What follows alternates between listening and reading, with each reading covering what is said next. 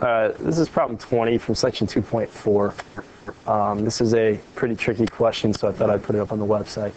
So basically what this one is asking is you to find angle 1, given 1, 2, and 3 are x squared plus 3y.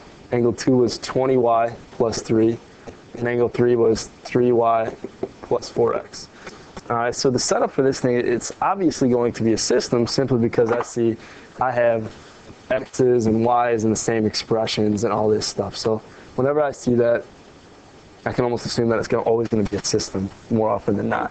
So the setup for this one is, I know I got a couple straight angles. 1 and 2 are supplementary, and then 2 and 3 would be supplementary. So my setups are as follows. X squared plus 3y plus 20y plus 3 equals 180. The other equation will be 20y plus 3 plus 3y plus 4x equals 180. And if you look at that, it's because these two things make a straight angle. Straight angles make 180. So those are my two equations, and I just got to simplify them so they look like a system that I'm used to. So on the top, I got x squared plus 23y, and I'm going to subtract over 3 to the other side. So if you catch, any of this and need to slow down, just pause it and just kind of see what I did. But all I did was subtract or combine my like terms and then subtract 3 from both sides. On the bottom equation, I'm going to combine my like terms. I got 1x, I got a 23y, and I'm going to bring over the 177 again. So you look at this, I'm going to bring over the 3 and I get 177 again. So you look at this and it's already set up for elimination for the mere fact that these are both 23y. If you wanted to, you could multiply one of the equations by a negative, but all I'm going to do is I'm just going to subtract the two equations. So x squared minus 4x gives me this. 23y minus 23y gives me nothing. And 177 minus 177 gives me nothing. So now I have to solve this equation for x, and then I need to find angle 1. So this looked a lot harder than it actually ends up being, because at this point you just factor out an x, and you see that x is either going to equal 0 or x equals 4. Okay, well that's cool. That's going to allow me to find y, and then I could find out what angle 1 is, because angle 1 is this one, which is x squared plus 3y. So I need to find y now. So if x is 0, y equals, I don't know, I got to plug it in. So I'm going to use one of my equations. So when x is 0, I'm going to use this equation. So 4 times 0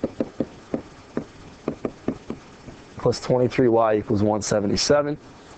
When I look at that, 4 times 0 is nothing. 177 divided by 23 is some crazy number, 7.696. Okay? When x equals 4, all right, I get 4 times 4 plus 23y equals 177. You subtract the 16 over. 177 minus 16 is 161. Divide that by 23, and that gives you a nice number. That gives you 7. So I got two situations. I got basically two answers to this question. I got when x is 0, y ends up being 7.696. When x is 4, y ends up being 7. So I'm going to use both of those and plug them in to find angle 1. So let me pull those up to here so I can see them. So then angle 1 is x squared plus 3y. So that's going to be 0 squared plus 3 times 7.696. So 7.696 times 3 gives me 23.1. So one answer for angle 1 is 23.1, because that's what I get when I use this point. So 23.1 degrees. Angle 1 could also equal what I get when I plug in. Let me move some of this stuff down.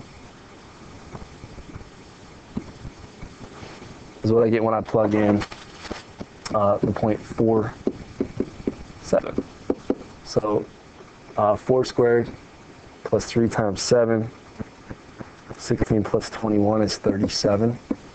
So you get 2 solutions for this. So it's a kind of a tricky question, but your answer should end up being 23.1 or 37. A lot of work, but that's the answer to number 20 on section 2.4.